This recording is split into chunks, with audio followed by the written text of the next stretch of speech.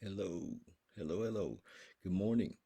So today we're going to kind of take a new tact, we're changing our direction a little bit. And my hope going forward is that we're going to talk more about addiction and recovery. So I see that there's, tons of, it's just unbelievable the amount of struggle that we have as a culture, globally with addiction. And it's I see it as an opportunity, really, an opportunity to step in and make a difference and help. I've been personally in recovery from one addiction or another since 1980, and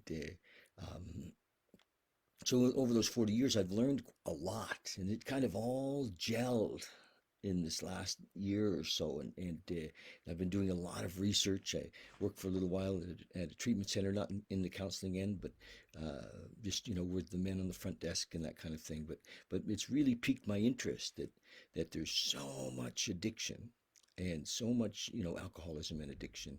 And so I want to focus on that. We're going to focus on that more and more in this channel. I mean, what I've been doing in the past is you know um, you know basically the same, but I haven't been calling it this. And I've been asking or suggesting that we're going to help people to become more free from fear, free from, but let's just call it what it is. Many of us are addicted to many things, and so I'm not going to be exclusively chatting about addiction related to alcoholism or drugs, although those are certainly the big things that we're going to discuss. But recovery from all kinds of addictions, whether it's overeating, whether it's gambling, because the same path of recovery works for millions of people, and through awareness, through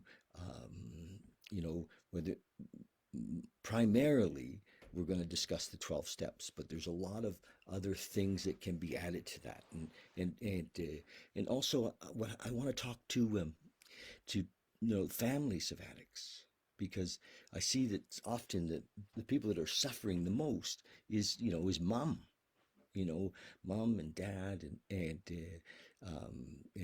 brothers and sisters of alcoholics and addicts. And we're like, what the hell happened? Where did my sister go? What did my brother go?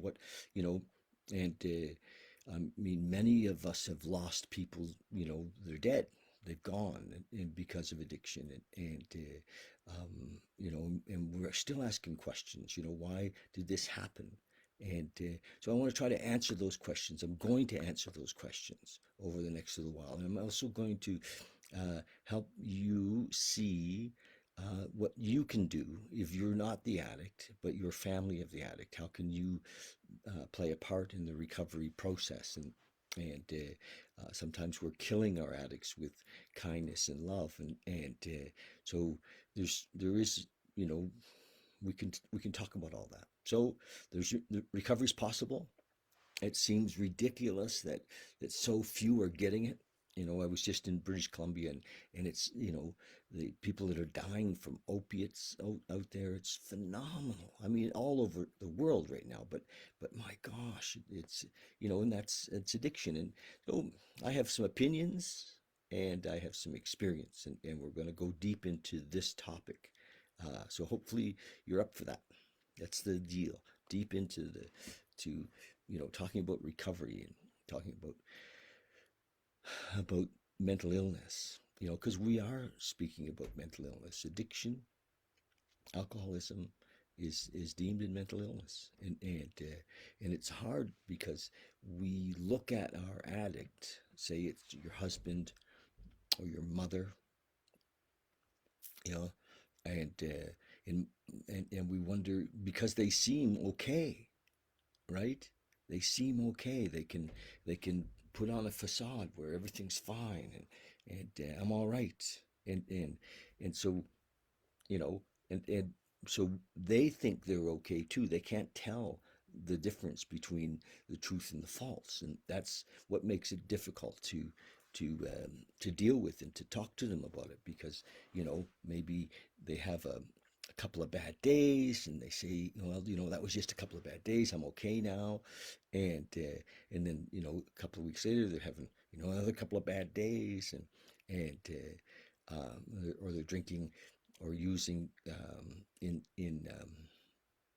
secret, and so we hide it. The alcoholic and the addict hides it for sure, and it's all bathed in shame and guilt, and we don't want to talk about it because it's a sensitive subject. We don't want to upset the alcoholic or the addict. If we upset them, they'll get angry, and so there's a lot of stuff around it. It's not easy, and so for the family of the addict or the alcoholic, getting information and understanding the disease is crucial.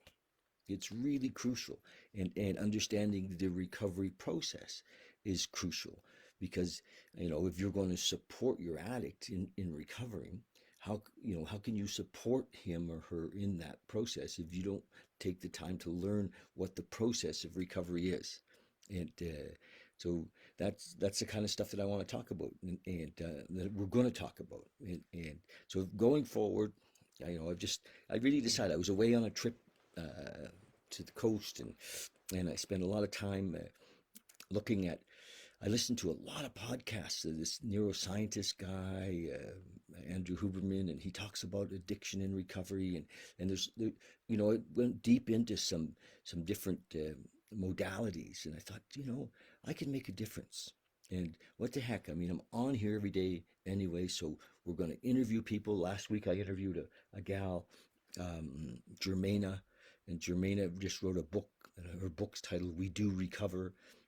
Her stories of recovery from alcoholism and addiction, but also from a life of abuse, sexual and as a child and everything. So it's quite a story. Her book, I have the link is on my channel, and so that's it. We're going to go deep into this subject. This is going to be the thing going forward. We're not just going to talk about the subject the way we've been talking about it. We're gonna label it.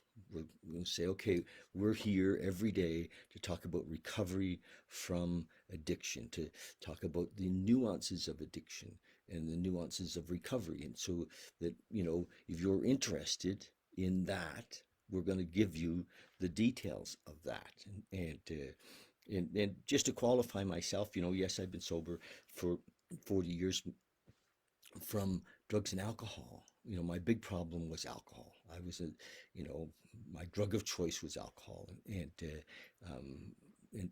I was, full-fledged alcoholic. I drank alcoholically since I was about 13, and just by the grace of God, I I think and the circumstance, the way it all came together, I got sobriety at 25.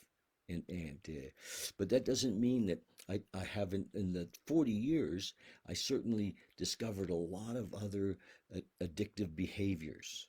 And so we'll talk about those. I mean, around food and sex and porn and work and relationships and love and emotions. And, I bang through all of those things, trying to, um, often trying to hide from life. So this is a process, coming out of addiction.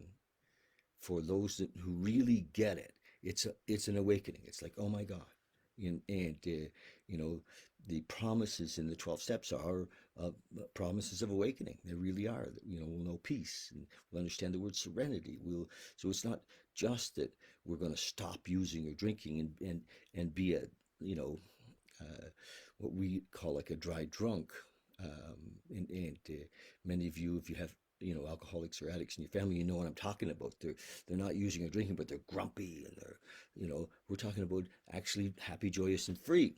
So that's possible from all addictions. And I'm going to give you lots of info and ammunition, and there is a way out, and we can help lots and lots and lots of people. As a matter of fact, as you get recovery, the terms of our recovery is that we help others, because it's funny that the therapist generally can't. If you know anything about addiction, many addicts go to therapists and to try to discover, why they drank, and it doesn't really seem to matter.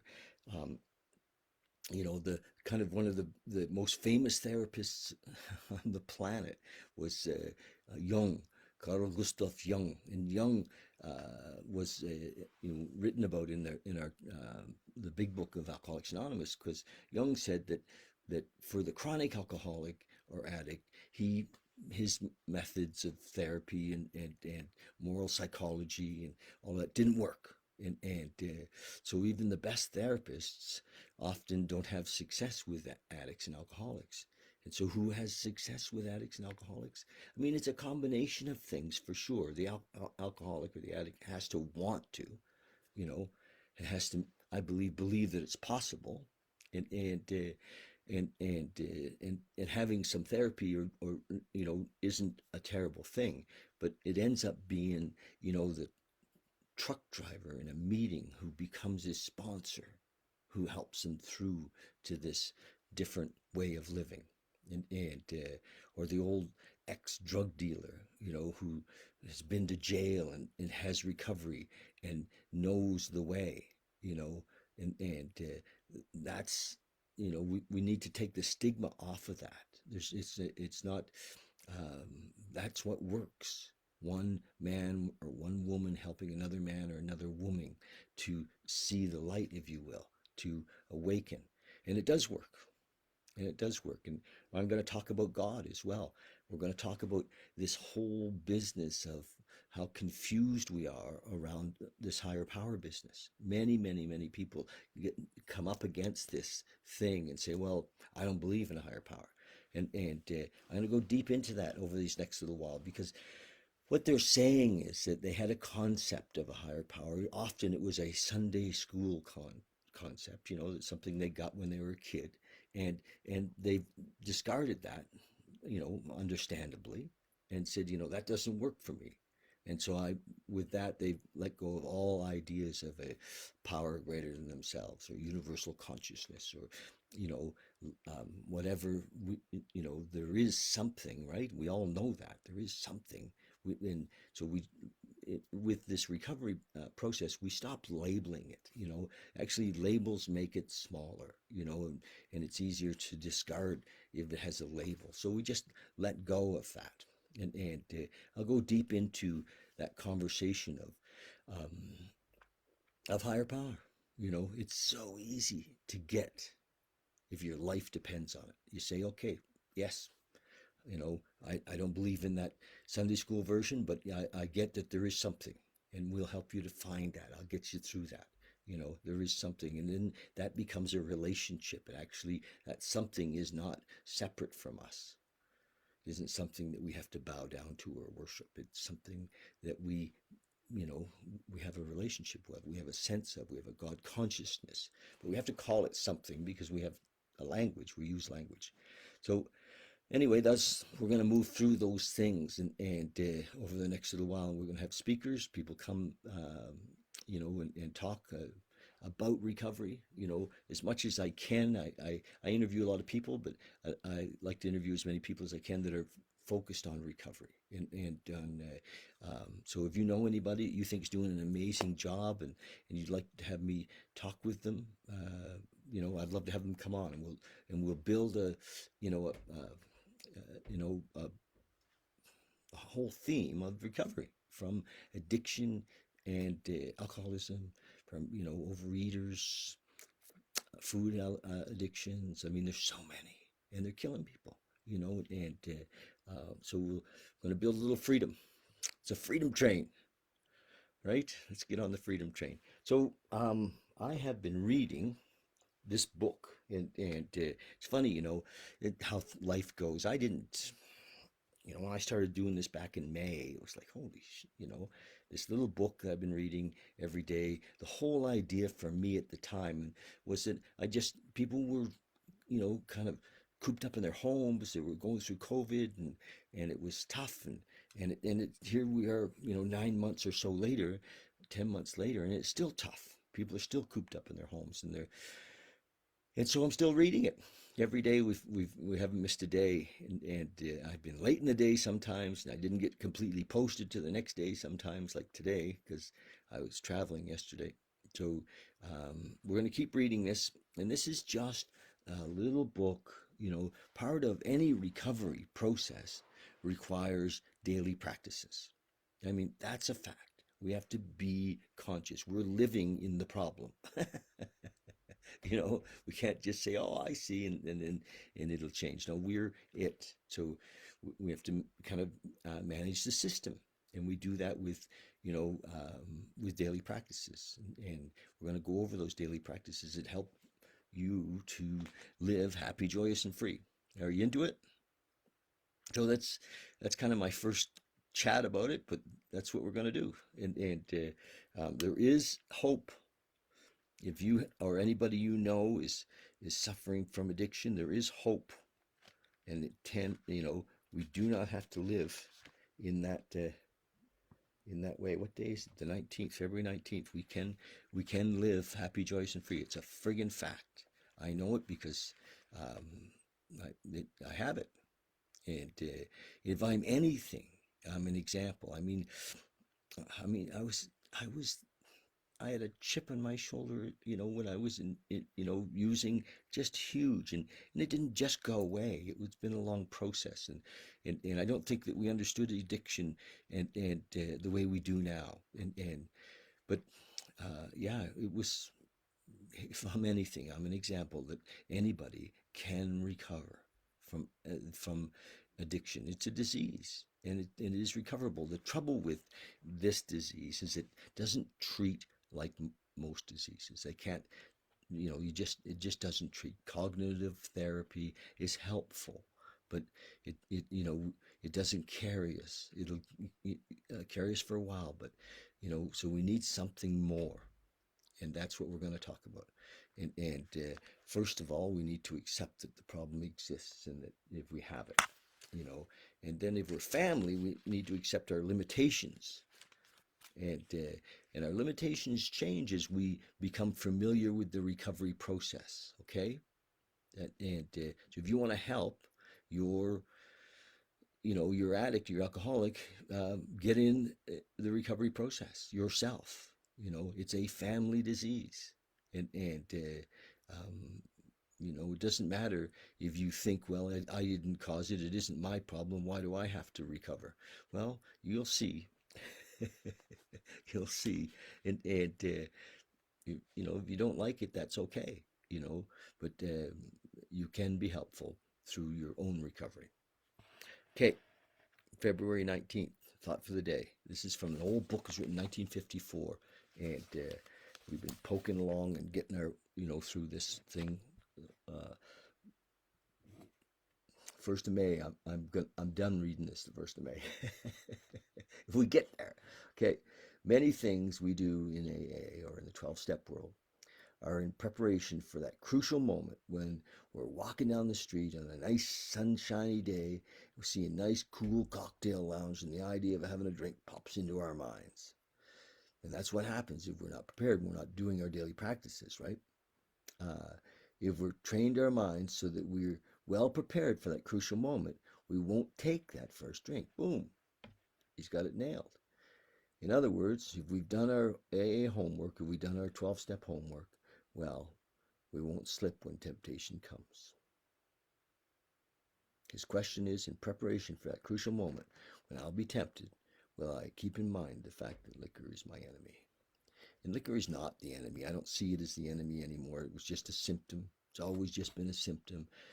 Alcohol, drugs, overeating, they're symptoms of a skewed idea of life, and which we can change, and we do change.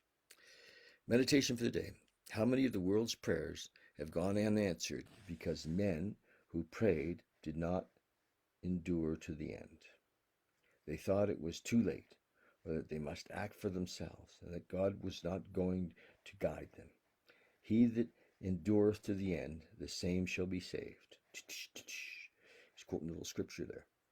Can I endure to the very end? If so, I shall be saved. I will try to endure with courage.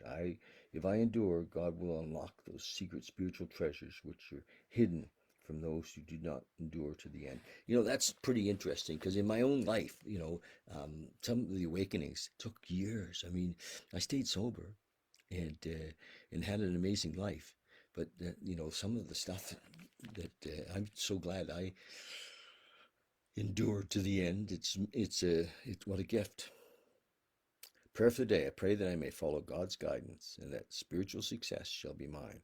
I pray that I may that I may never doubt the power of God and so take things into my own hands. I mean, that is the problem when we take things in our own hands.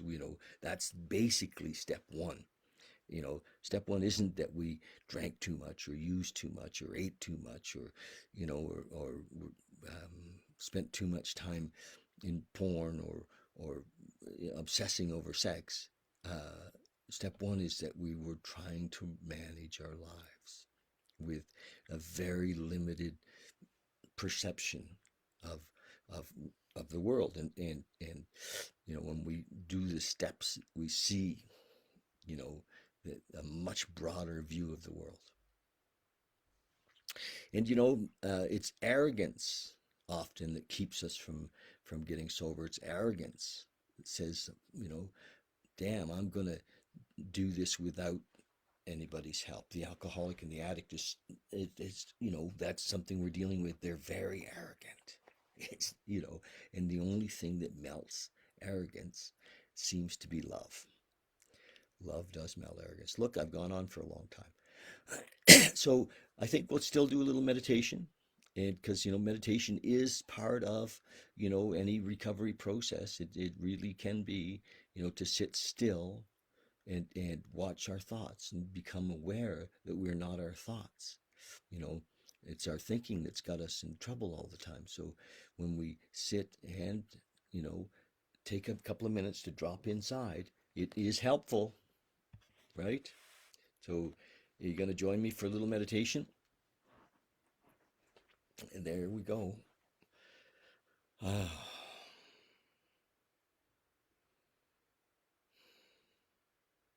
let's do it. Just drop in. It's really easy. Don't even think of it as meditation. There's so much, there's stigma around the word meditation. Just call it sitting. We're just going to sit 3 to 5 minutes. That's it. Surely to God, you can sit for 3 to 5 minutes. You know, um, yeah, just do it. Just close your eyes. Just drop in. The breath, the breath is such a great guide. Brings us into the moment.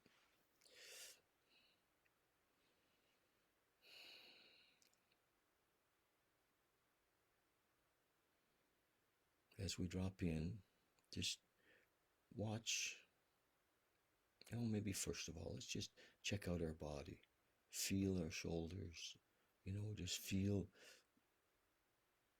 your head on top of your shoulders. Just be in your body. Feel it. Remember, again, we're not our body. Our body is like our vehicle. It's a beautiful gift. And we can see that we've been blessed with this beautiful body to live in and to carry us from birth to death. And that,